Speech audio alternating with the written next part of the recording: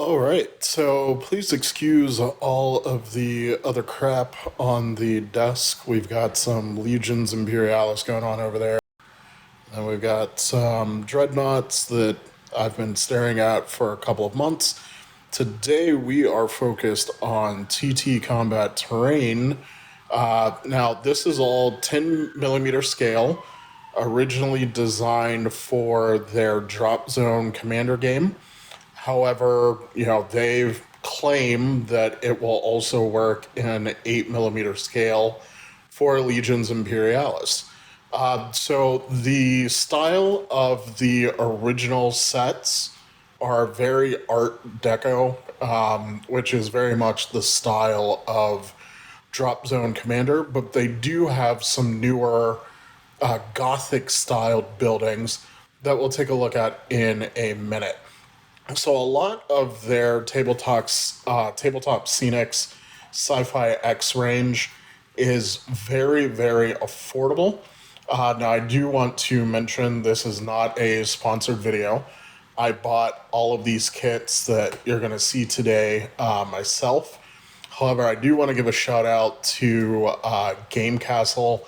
I bought a lot of these dirt cheap when they ran a warehouse sale. I don't know if they have any trade agreements, so I don't want to say exactly how cheap I got them.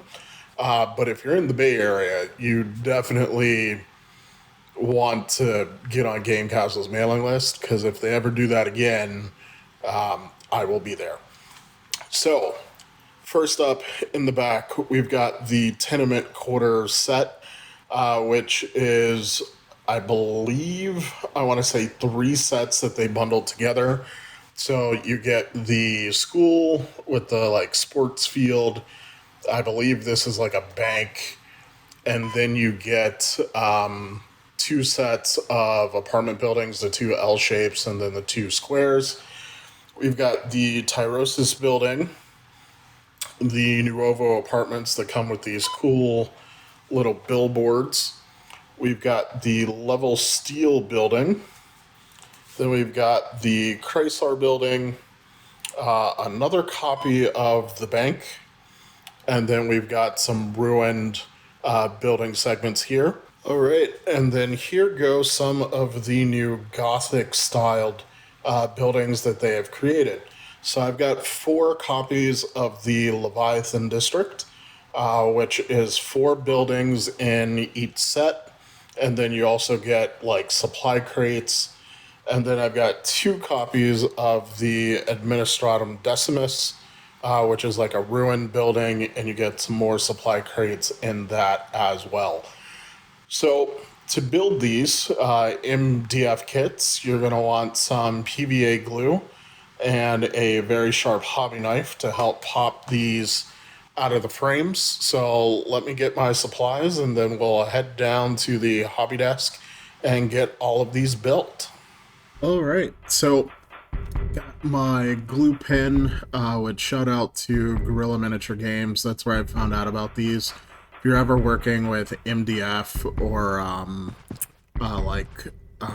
what's it called? Like foam board, this stuff is a godsend to be able to precisely apply PVA into small joints and whatnot. And I've got my hobby knife. And I picked one of these simpler kits to go ahead and we'll build this whole thing on camera. And then once we're done with this, I'll build all of the others because I have a ton of kits to do off camera, but then we'll do a group shot and kind of, I'll give my thoughts on everything. So the very first thing to notice is that there are no instructions in the kit. All of the instructions are available on the TT Combat website, and I'll pull up an image of what they look like. They're reasonably detailed enough to be able to just look at the image and see what you need to do next. So I've got them up on my other monitor, so let's just take a look at the kit and then go ahead and get started. Oh wow, so this is super thin. These look like detail bits. That's crazy thin. And then we've got 2 sheets of thicker, I want to say this is probably 3mm MDF. I can actually check that. I've got my handy dandy calipers right next to me. These are super useful if you find yourself needing to measure things for 3D printing. So that's clocking in at like 3.1 mil. So 3mm MDF, which is pretty good for MDF terrain. In my opinion, it's the sort of the industry standard. Once you get it put together, it tends to be sturdy enough to handle most gaming pressure. So first up, let's see what we're gonna need. It looks like do we want this sheet first? This guy, which you want to be very careful about forcing these out of the frame. So I don't know if the camera will pick it up, but there's a little bit right there that the laser didn't cut, which they do that on purpose so that the part doesn't just drop out of the frame. So you can get your hobby blade in there and just kind of work it. Yeah, there we go. Until you cut through that. Just do the same on the other side, and then that'll drop right out. So that's one wall. And then the other wall is on the other side, or the other frame rather. Just do the same thing. Work our hobby blade in there.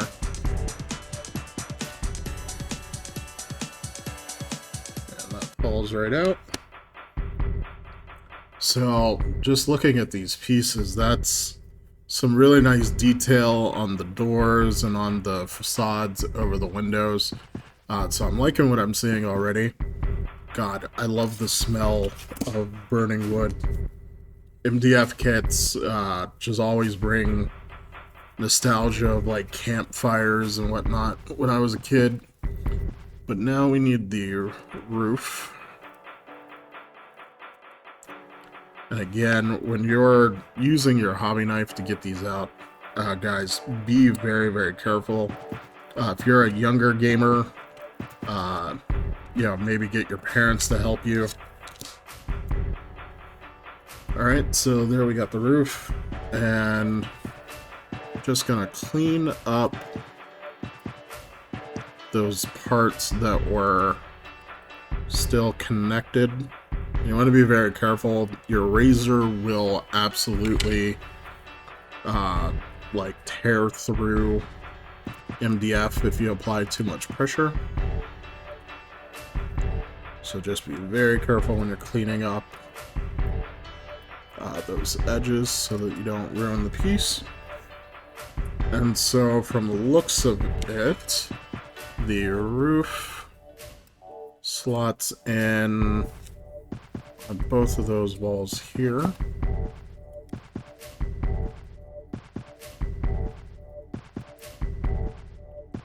And it looks like this is a very tight fit. So might take a little bit of doing to get it in there. But what I'm going to do, I'm going to leave the connectors dry, and I'm just going to run a little bit of glue around them, just like that.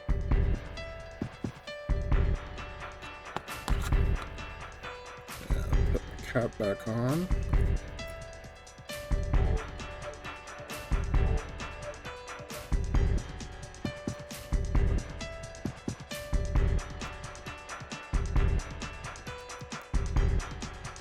Actually, it might be useful to set this down on the desk. Yeah, there you go. Easier to generate force that way. And then, if you wanted, you can clean up that little bit of PVA glue. It's gonna dry clear, so I'm not that worried about it. Now we're going to do the other side. And then we're just going to line it up.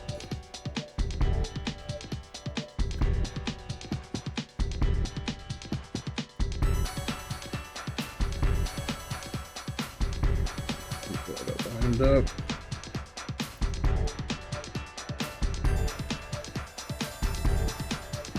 There we go. So now we need the opposite sides of the building, which are going to be on this sprue, these guys. And it looks like got little connections up top. There we go. Snaps right out. So the number one complaint that I see with MDF kits is that people try to brute force these things out of the frame, and then they end up breaking the components, and then it becomes unusable. So just don't rush it, guys. Like, literally just cut that connection and you're good to go. Because, like, these legs flex until everything locks into place. So if you try to brute force that, it's very easy to snap one of those, and then you ruin the connection point for the kit. So just take your time with these. And then these are meant to just slide down into there. So let's see, where's the best place to apply some glue? I think what we'll do is run our glue kind of along this inside edge.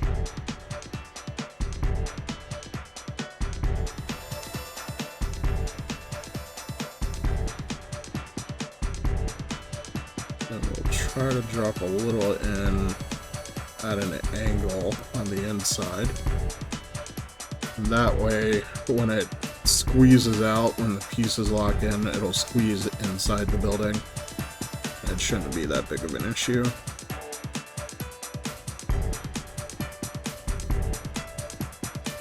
There, just like that.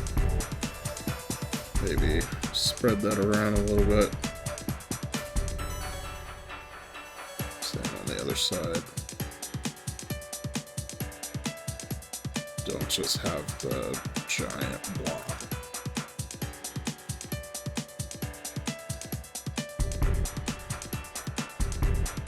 And this should just drop right in, slide down.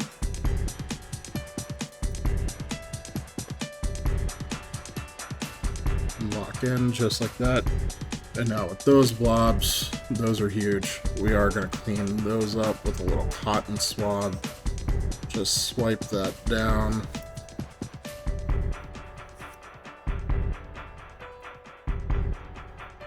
Clean up that excess.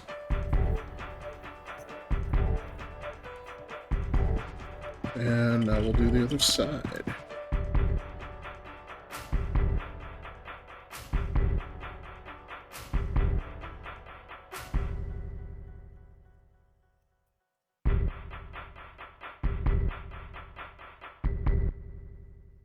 Same deal, just drop this in.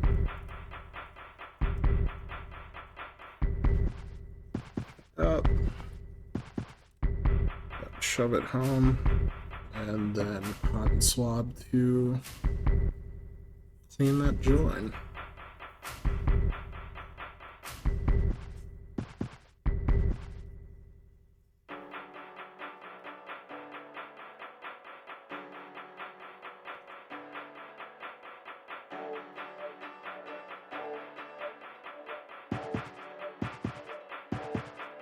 And there we go.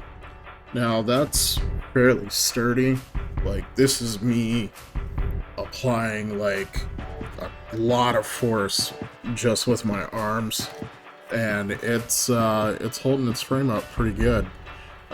So I'm gonna go ahead and let this dry and build the rest of the kits, and then we'll see how they match scale-wise with the Legions Imperialis figures, and I'll give my thoughts.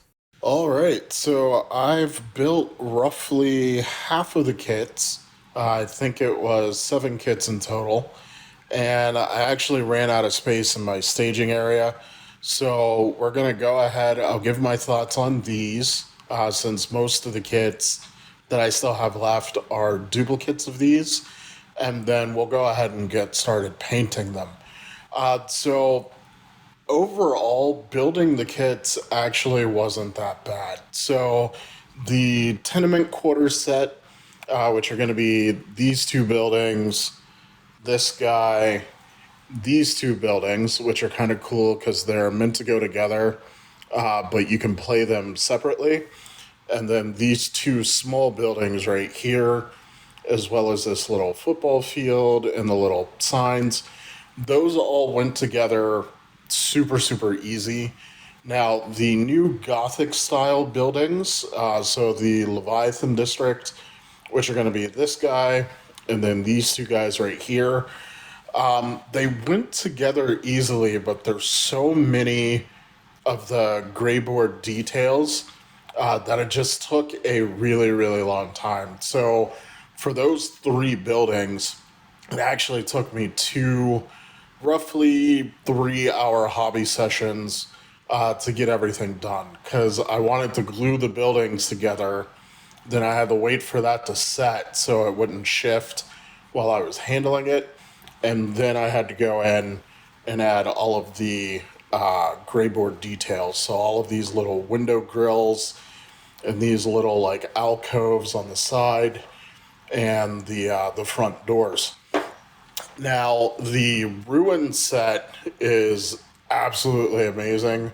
This is just one set of ruins. I still have another set that I could build, and you get all of these ruins that you see right here in the front. I really like the Administratum Decimus kit. Now, each kit is only 1 ruin building, but it's a really good size. But then on top of all of the buildings, you also get really cool scatter terrain. So for the tops of the buildings on some of the kits, you get these little, I don't even know what you would call this, but it's like, the top of a stairwell that would get you to the top of the building. And then we've also got a set of these nice storage crates. Now, one thing to point out, you're supposed to take the center of the gray board out, and then they have these like windows built into the door. I thought that was kind of awkward. So when I built my additional ones, I just left that centerpiece in on both sides, and I think that looks a lot better. Oh, I almost forgot. I've also got these top details in this bowl. So you get these like HVAC fans, and then heating and cooling units. The tenement quarter comes with these little bridges that you can use to connect buildings, and then you also get a lot of these little ductwork bits that you can place on the top of the buildings. And now I'm going to leave those separate for now so I can paint those in a metallic color. And so speaking of painting, so we're going to go ahead and start painting all of this. And because it's MDF and it's wood, which is highly absorbent of moisture, we're going to need to seal these really good. So to prime them, I'm going to use some spray enamel cans to prime everything. And as I go through, I'm also going to prime the inside just to make sure that everything gets sealed. Oh, and also, it's post-Christmas, and now apparently we're a heretic household, and Karn is watching everything I do. All right, so I went ahead and set up a 2x4 table, threw down a Frontline Gaming mat, and then all of the buildings, and then I went ahead and threw some Legions Imperialis models on the board. just so that everyone can kind of get a sense of the scale of the buildings. Now, I think the buildings actually work perfectly. So here we have a couple of the Gothic buildings, and as you can see, there's plenty of room to put your infantry on when they're garrisoning, and it's a pretty good height. So the Warhound is completely hidden by the first level, and then if we get down to the table level, you can see that Warhound, or Warlord rather, would get some cover. We got the nice bigger steel building.